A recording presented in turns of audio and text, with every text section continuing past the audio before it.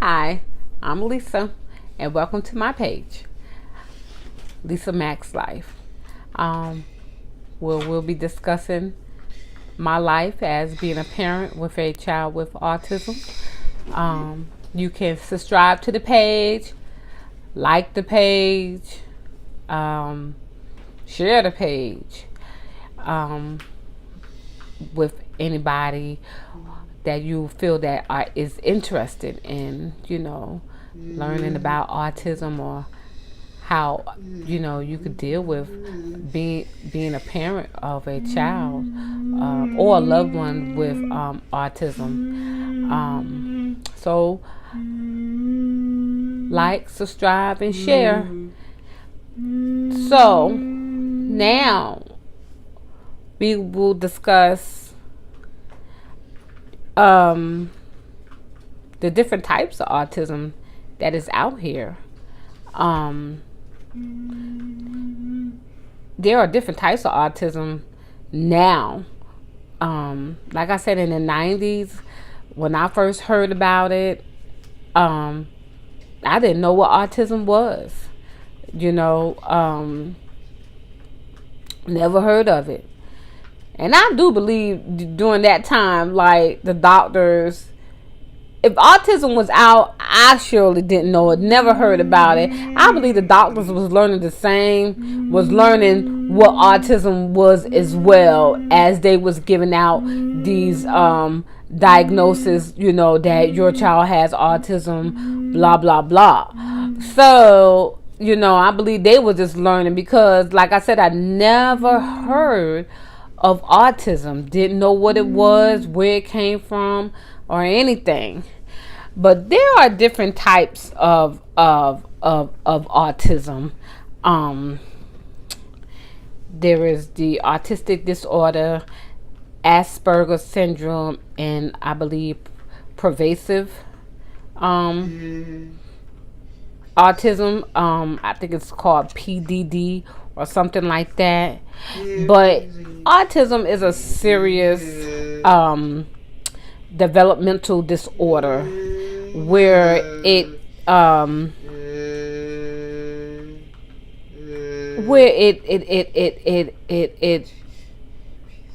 your social skills, that kind of function, and your interactive skills are not as good as a regular person is. Autism, like I said, I didn't know what it was. It was very new to me. But once you do your research of autism, and you absorb so much, it is very overwhelming.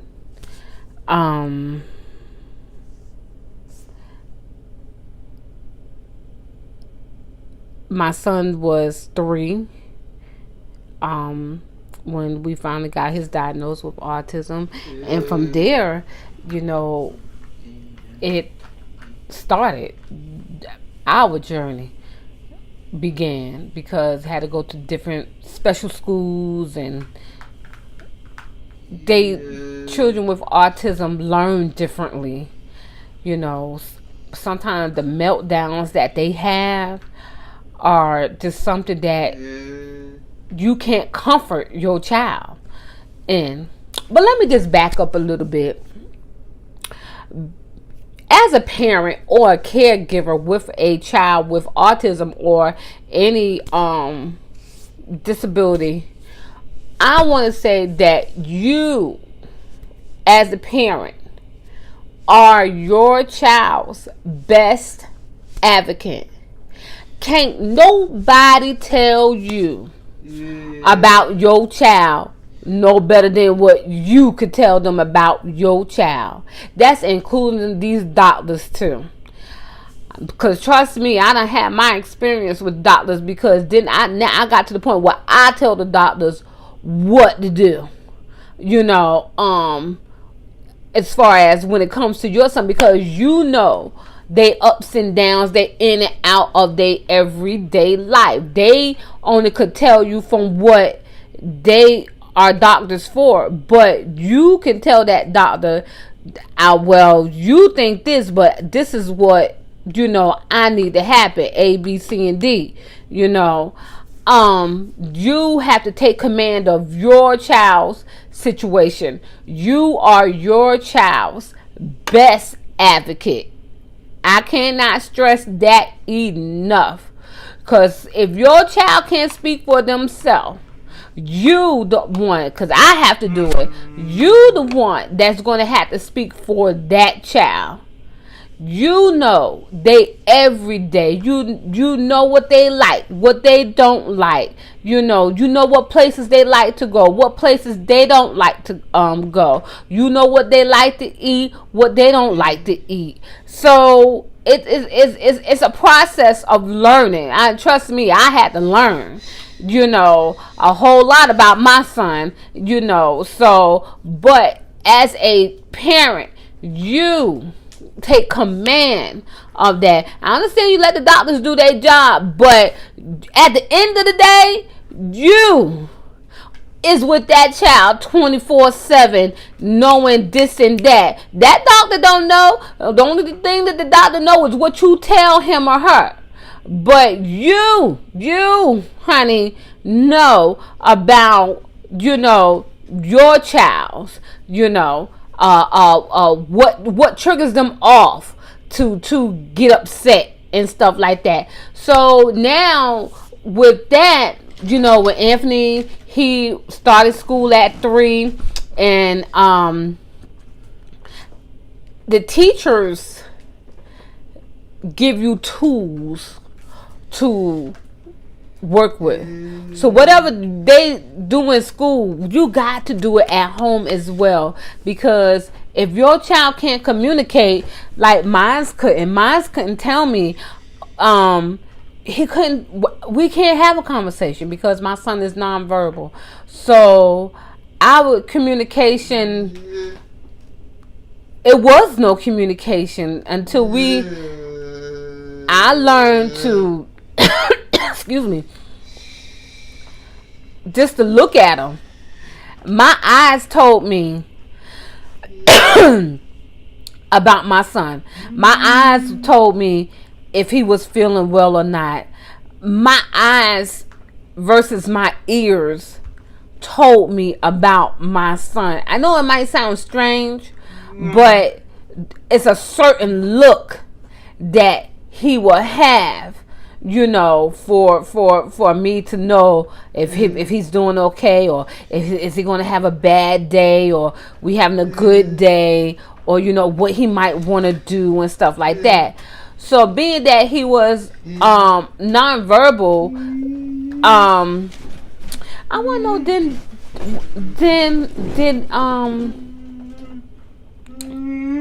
did he learn to pick pictures?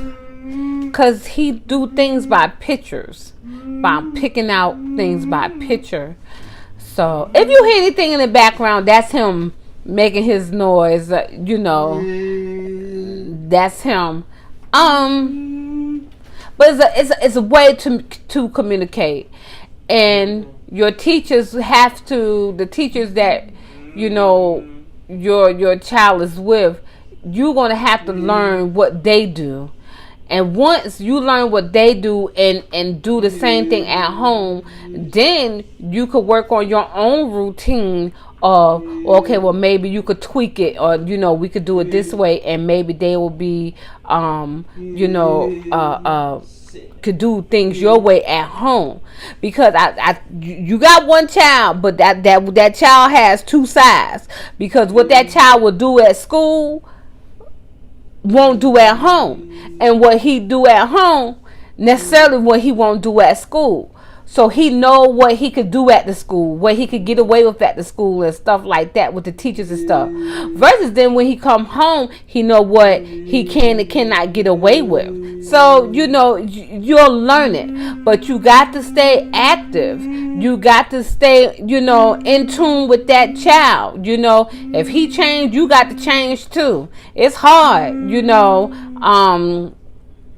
to do that, but it is what it is when it comes to that, So while he was 3-4 years old, he was in school and he learned, and I learned as well. So at the age of 5, we relocated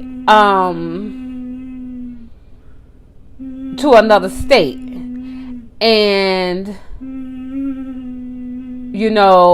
because I think he was only at that school where we was at for a year.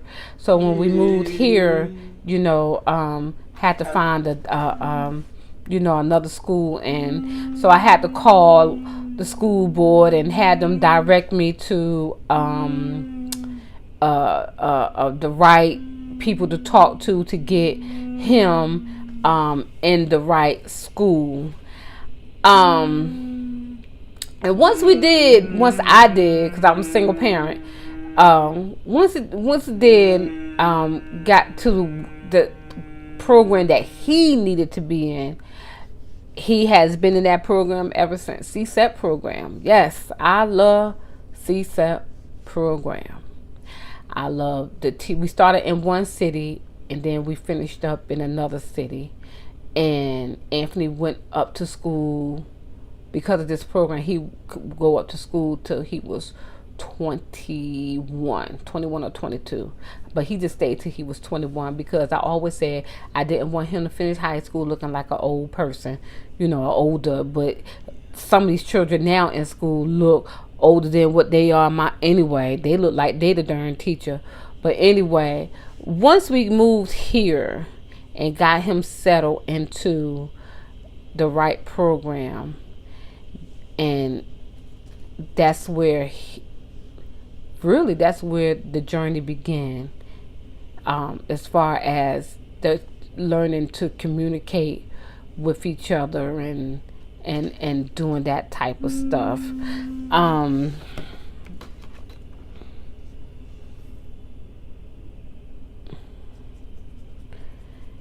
Like I said, once you do your research on autism, it's so much.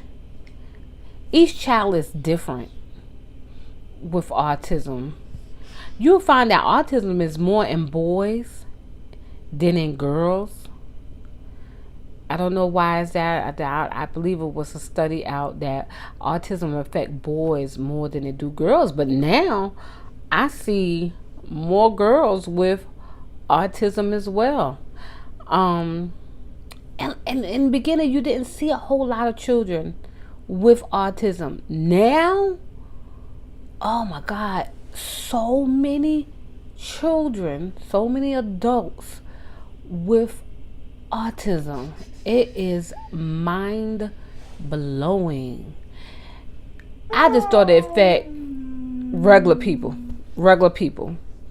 But then when I saw it affecting the celebrities, and if they had it, they should have never said it. But then, a lot of celebrities started speaking out about their children, with autism, and like I said, it's mind blowing. This autism spectrum is real, and like I said, it's so many different levels of the autism spectrum. It is so overwhelming.